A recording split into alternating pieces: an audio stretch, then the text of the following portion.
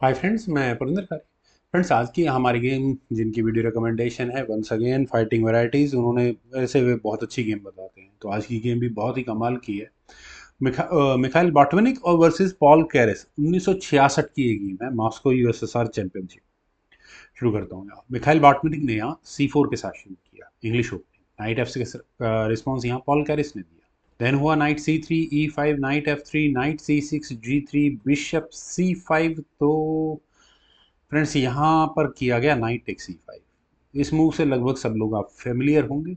यहाँ अगर night take C5 के लिए ब्लैक जाएगा तो डी पॉन आगे पुश हो जाएगा, तो ठीक है। दोनों के अपने फायदे अपने नुकसान है। वाइट को भी चांस अच्छा मिलता है और ब्लैक को भी चांस अच्छा मिलता है, खैर।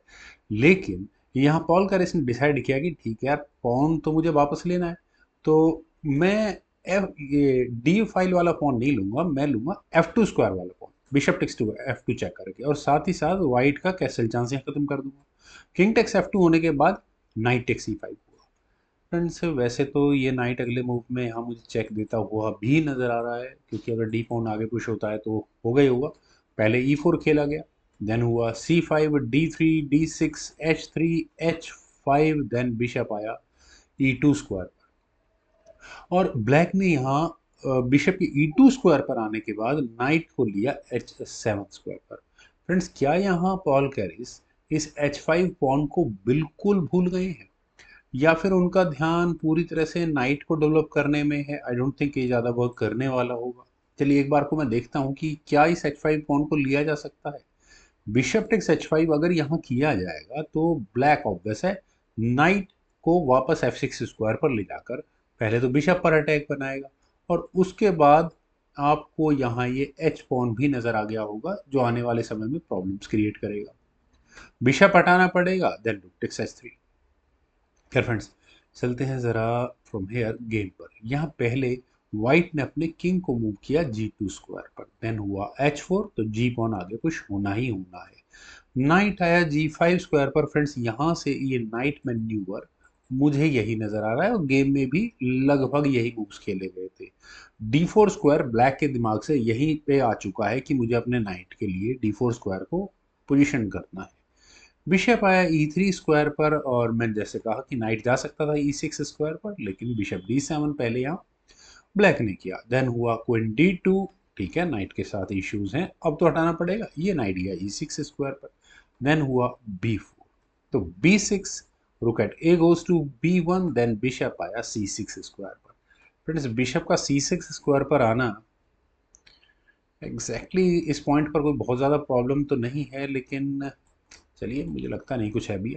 रुक at H goes to F1। Friends, यहाँ रुक को सीधा सीधा F7 स्क्वायर पर टारगेट लगाने के लिए लाने की कोशिश है। कब तक लगेगा, बहुत लंबी बात है। बिशप आया B7 स्क्वायर पर, और फ्रेंड्स बिशप B7, ठीक है, रुक सामने है बिशप, लेकिन ऐसा करने के बाद बी टेक C5 होता है, तो डी टेक C5 से यहाँ all is well for black. और स्पेशली जब तक ये नाइट है यहाँ C5 पॉन की डिफेंस के लिए, आप एक एक्स्ट्रा पॉन भी नहीं जीत सकते। खैर, यहाँ खेला गया किंग G1। ओके, नाइट आया C6 स्क्वायर पर। पॉल कैरिस ने अपनी प्लानिंग के साथ काम किया, नाइट को एक बहुत स्ट्रांग आउटपोस्ट भी है। नाइट D5, वाइट ने भी अपने आउटपोस्ट मतलब अपने स्क्वायर को क्लेम किया है। नाइट D4 हुआ, बिशप को नहीं लेने देना है, ऑब्वियस है, बिशप पेयर रखना है अभी। तो बिशप गया D1 स्क्वायर पर, देन हुआ F6। फ्रेंड्स, यहाँ F6 न करके अगर ब्लैक कैसल करता है तो भी बुरी ऑप्शन बिल्कुल नहीं थी। खैर, वैसे फ्रेंड्स, यहाँ इस पॉइंट पर मिखाइल बॉटविनिक ने अपने किंग को मूव किया H2 स्क्वायर पर, लेकिन जस्ट मैं एक मूव पहले लेकर जाना चाहता हूँ। क्या किसी तरह का कोई डेंट दिया जा सकता है? क्या वाइट यहाँ अपने जी पॉन को आगे पुश कर सकता है?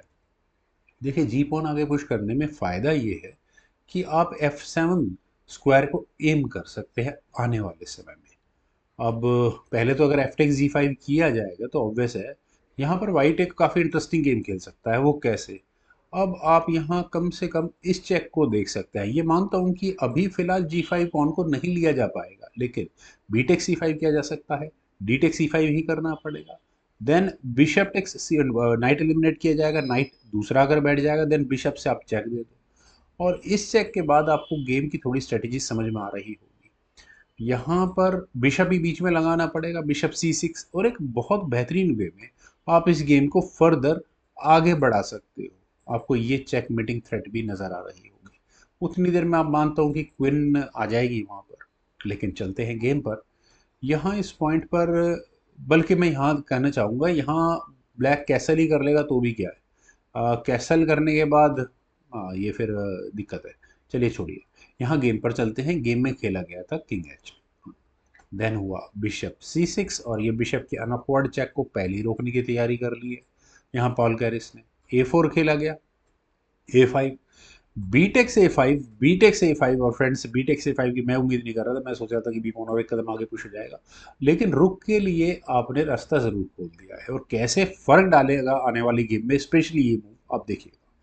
क्वीन आई F2 स्क्वायर पर, और क्वीन के F2 स्क्वायर पर आना बिल्कुल लॉजिकल है। आप यहाँ जी पॉन को आगे पुश होता हुआ देख सकते हैं, और यहाँ बिल्कुल प्रेशर बनेगा वहाँ पर।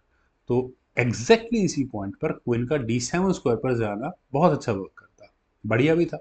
देखिए, पॉन पर भी प्रेशर बनता है, वो भी अपने आप में अपने आप की तरह की एक प्रॉब्लम होती है। लेकिन यहाँ रुक A7 किया गया।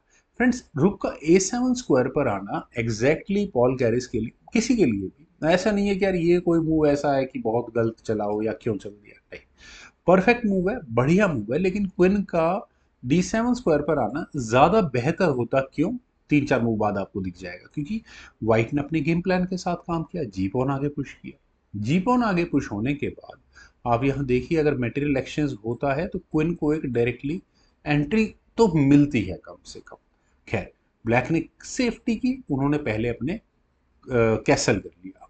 कैसल करने के बाद यहाँ व्हाइट को मौका मिला अपने जी पॉन को आगे पुश करने का।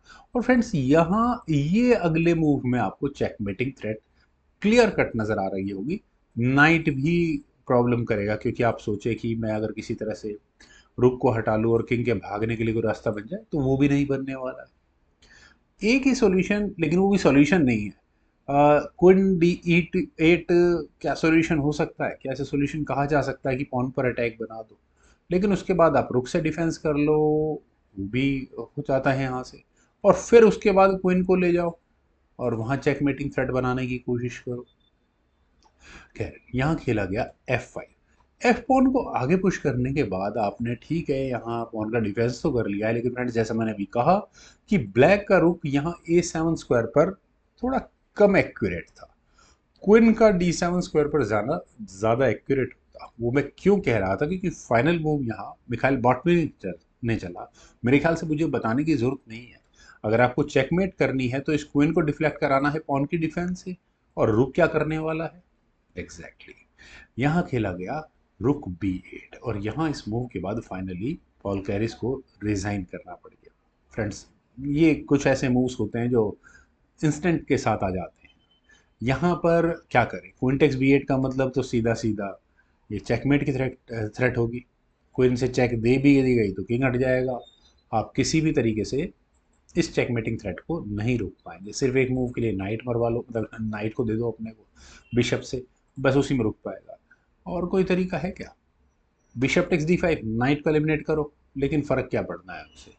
रुक टेक्स D8 हो जाएगा, क्वीन चली जाएगी, पहले तो क्वीन को निपटाओ, उसके बाद रुक टेक्स D8, फिर वही बात आ जाएगी। यहाँ पर आप फिर दोबारा चेकमेटिंग थ्रेट के लिए पहुंच जाएंगे।